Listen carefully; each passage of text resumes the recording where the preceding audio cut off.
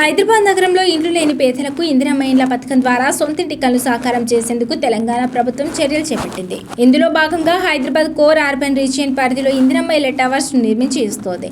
16 నియోజకవర్గాల్లో నిర్మిస్తున్న మొత్తం 7,340 ఇళ్ల కోసం ఆగస్టు 10వ తేదీ వరకు అధికారులు దరఖాస్తులు స్వీకరించారు. వీటి కోసం భారీ సంఖ్యలో దరఖాస్తులు వచ్చాయి. అయితే ప్రస్తుతం దరఖాస్తు చేసుకునే వాళ్ళు ఏం చేయాలి, దరఖాస్తు చేయని వారి పరిస్థితి ఏంటి, వాళ్ళకు ఎలా అవకాశం ఉంటుంది అనే విషయాన్ని ఇప్పుడు తెలుసుకుందాం. ఆగస్టు 10వ తేదీతో హైదరాబాద్ నగరంలో ఇందిరమ్మ ఇళ్ల కోసం దరఖాస్తుల ప్రక్రియ ముగిసింది. ఇక నుంచి అధికారులు దరఖాస్తులను పరిశీలిస్తారు. ఇళ్ల సంఖ్య, ఇతర నిబంధనల ఆధారంగా లబ్ధిదారుల ఎంపిక ప్రక్రియ చేపట్టనున్నారు.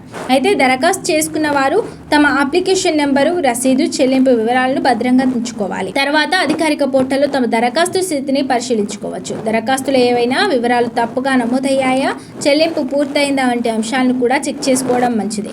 దరఖాస్తుల పరిశీలన ప్రక్రియ పూర్తయిన తర్వాత నిబంధనల ప్రకారం అర్హత లేని వారిని తొలగిస్తారు. ఆ తర్వాత ఆగస్టు 20వ తేదీ లాటరీ నిర్వహించనున్నారు.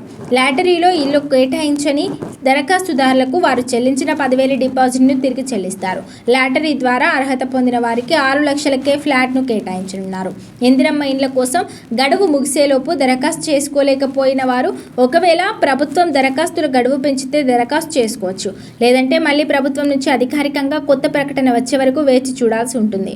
ముఖ్యంగా ఇక్కడ గుర్తుంచుకోవాల్సిన విషయం ఏమిటంటే దరఖాస్తు చేసుకున్నంత మాత్రాన ఇల్లు ఖరారైనట్లు కాదు. ముందుగా అర్హతల పరిశీలన ఉంటుంది. ప్రభుత్వం నియమ నిబంధనల ప్రకారం అర్హత ఉన్నవారి దరఖాస్తులనే అధికారులు పరిగణలోకి తీసుకుంటారు. ఆ తర్వాత లాటరీ పద్ధతి ద్వారా ఇండ్లకు ఎంపిక చేస్తారు. తొలి దశలో హైదరాబాద్ లోని 16 అసెంబ్లీ నియోజకవర్గాల్లో ఇందిరమ్మ ఎల్ఐజీ ప్లాట్ల నిర్మాణానికి ప్రభుత్వం ప్రణాళిక రూపొందించింది. ఒక్కో ప్లాట్ విస్తీర్ణం సుమారు 525 చదరపు అడుగులు. ఒక్కో ఫ్లాట్ మొత్తం వ్యయం 11 లక్షలు ఉండగా ప్రభుత్వం 5 లక్షల సబ్సిడీ భరిస్తుంది. లబ్ధిదారులు మిగిలిన 6 లక్షలను చెల్లించాల్సి ఉంటుంది.